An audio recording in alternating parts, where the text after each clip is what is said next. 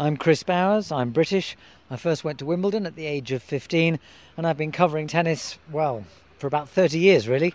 I'm Richard Evans, I'm British. I was born in Paris and now I live in Florida, so I've travelled non-stop for more years than I want to remember. Maybe I'm best remembered for commentating on Wimbledon for 20 years for BBC Radio, and I've written for numerous newspapers and about 20 books.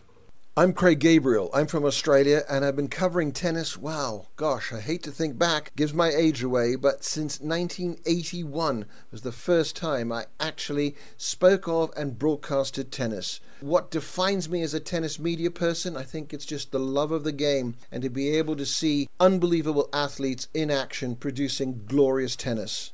I'm Barry Milnes. I'm British and I've been covering tennis since 1990.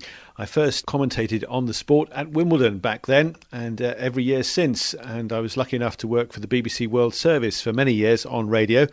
Then I moved into television in the early 2000s, and for the most part I've been working since then for Sky Sports here in the UK. The biggest change that's happened during my years of covering tennis has been the advent of digital media. At the beginning we used to phone our copy, dictate it over the telephone to copy takers in newspapers. Then we had the onset of email, and with all my radio stuff originally we used to send radio sound bites of players and recorded voiced reports down a telephone. Now we just record them, save them as MP3 files and send them as attachments to emails. Well, believe it or not, when I started reporting, sports editors didn't want quotes. I know that's a shattering statement which no one will believe, but it's true, and I've got a cuttings book to prove it. They just weren't interested in what the players had to say. Obviously, tennis isn't the only sport that has changed in that respect, but it's become more personality-driven, and everybody covering tennis wants the press conference, wants to know what the player thinks. That's basically how reporting has changed. I think the biggest changes I've seen in the years and the decades I've been covering this amazing sport is how the physical side of the game has developed. A great credit goes to Martina Navratilova and Ivan Lendl as they developed new training regimens and diets which have been carried through and progressed and developed with the next crop and the next generation of players. I think the biggest change in coverage of the sport in my time has been the advent of Hawkeye and the line judging technology that is now available to broadcasters worldwide. Used on the main show courts around the world, I think it really is appreciated not only by the fans who love to get involved with the replays as they're put up on the big screens. It certainly takes the sting out of controversial moments for the players and they can just get on with the next point without worrying about the last one. And obviously from a broadcasting point of view, it helps us as broadcasters. It gives us more information about where the ball is struck, how it was struck, pace, spin, etc. And that I think is all added to the product. The biggest personal memories for me have been the ones where tennis has taken me to places I wouldn't otherwise have gone. I have a whole load of relatives in Argentina, but I only went to visit them because Davis Cup took me to Buenos Aires. I went to the Del Coronado Hotel in San Diego, a kind of place I'd never have gone to otherwise, but there was an official dinner there. And I had 6 trips to Moscow, probably would never have had those, but at different times of year, so got a fascinating insight into that place. If I had to pick out one match from all my years covering tennis, it would be the quarter-final at the Australian Open between Pete Sampras and Jim Courier in 1995. Just a most amazing match because Pete Sampras had just been told that his coach had inoperable brain cancer, and it was just so emotional, and Sampras came back from 2-0 down to win in 5. Spent the whole of the final set in tears. It's the kind of piece of theatre which you just can't get if you script it. Well, the massive change that happened when Herman David decided to throw open Wimbledon and say anybody can play, and we got open tennis. I mean, that completely changed the game, followed very quickly a few years later by the boycott of Wimbledon, where 90 ATP pros literally boycotted the championships on the Friday to the shock and horror of the ITF, and that created the Pro Council and changed the entire way the game was governed. The best memories I have of tennis, well, I guess 2 things in particular.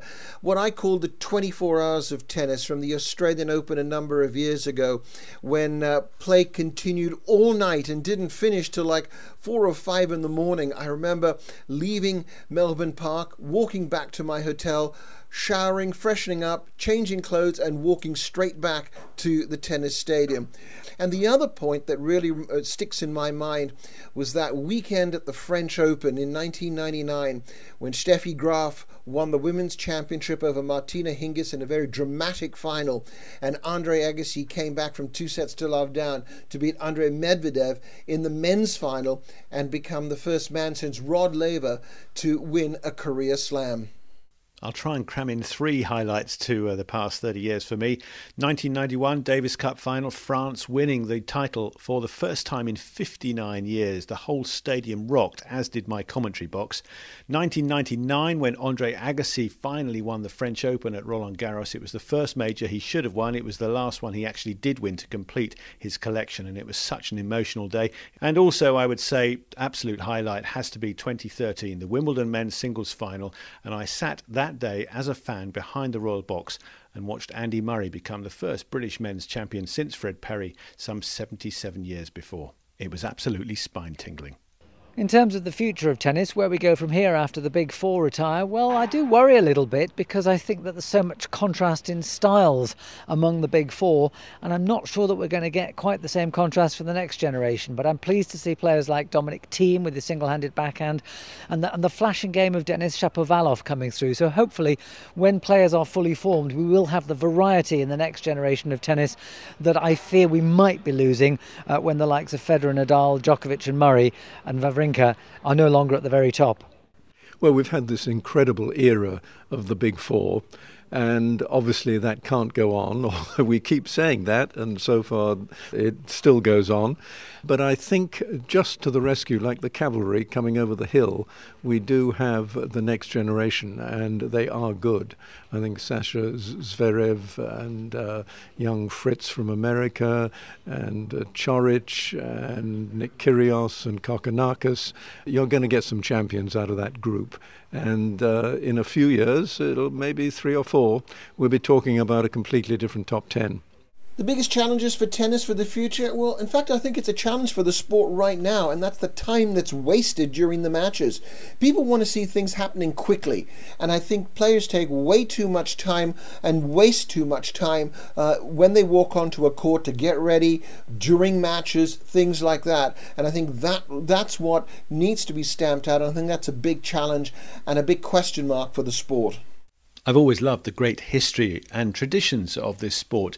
I hope that the guardians of it continue to protect those as best they can, whilst not being averse to move with the times to some degree. They have to do that, I know, but I hope that any changes they make in the rules and the format, which are certainly being considered right now, well, I hope that they don't reduce tennis to something of a gimmick, to lessen its value. Of course, there are huge advances in broadcasting technology and changes in how people view and listen to this fine sport, but overall we have to make sure that tennis maintains its absolute value at its heart, its great competition and its appeal, of course, across the board. Boys and girls, men and women of all ages, tennis can be for everyone, and I hope it remains so.